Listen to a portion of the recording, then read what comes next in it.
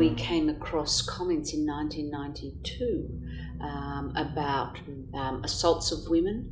So this is an issue that's been around a very long time. I interviewed hundreds of patients across the institutions. One of the questions I would ask is, have you had anything traumatic happen to you while you were in hospital?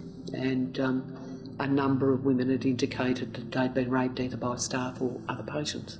I've had friends who've been raped in hospital and they've ended up suiciding. There was one case where one woman said staff nurse had sexually assaulted her, and she was ignored and not believed until 5 other women gave the same story.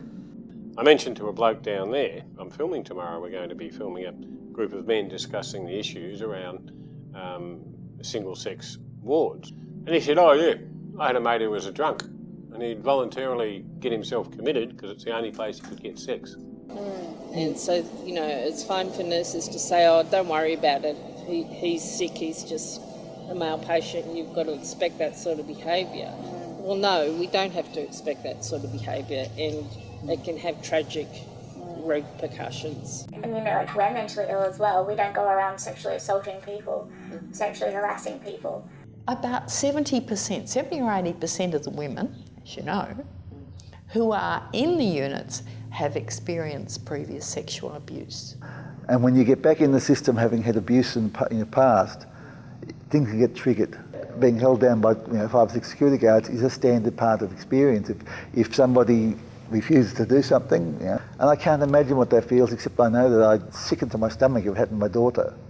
You know, men can be subject to assault, but it is nowhere near as prevalent for them as it is for women, and you've got to prioritise. Men have said, well, you know, they don't want to be in the situation where they have done something when they're disinhibited and unwell, and then have to cope with the horribleness and the consequences of that later on as well. Yeah, well, I was almost hesitant to tell Sue that story.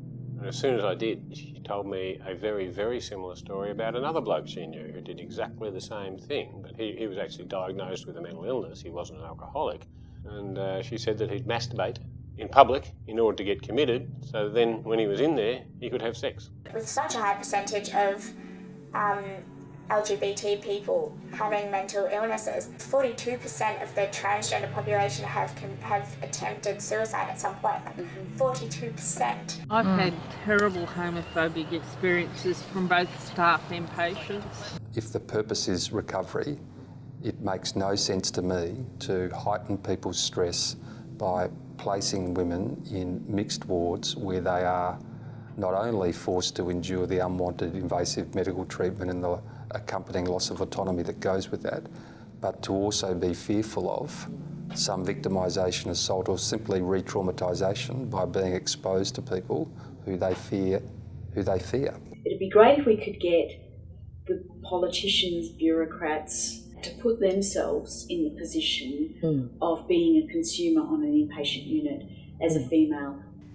It seems, a pretty clear duty of care to do whatever you can to protect people from sexual assault when they're in a healthcare environment. You go in there for treatment, to be healed, and instead you come out traumatised with post-PSTD, post-traumatic stress disorder. You come out with more problems than you went in with. Yes, I agree, and the thing that I find most disturbing is that we are still seeing the same issues now that we saw 30 years ago in the big madhouses like Larundel. Nothing has changed. The fundamental problem, which is women are getting sexually assaulted in psychiatric care. So that needs to stop. Obviously gendered wards, female-specific wards is one way to do that. So I think we do need women-only wards. We will only achieve that with extra funding being put into the system to enable this to happen.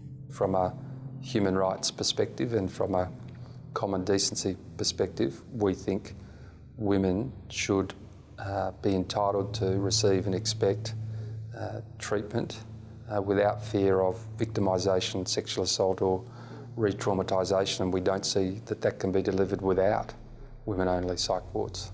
If we don't pay attention to women's mental health, then everyone loses, because this is everyone's mother, daughter, sister, wife, and it's about the future of the next generation as well. It's a bit like people who are at their most vulnerable being thrown into a fire instead of being given a nice soothing drink of water.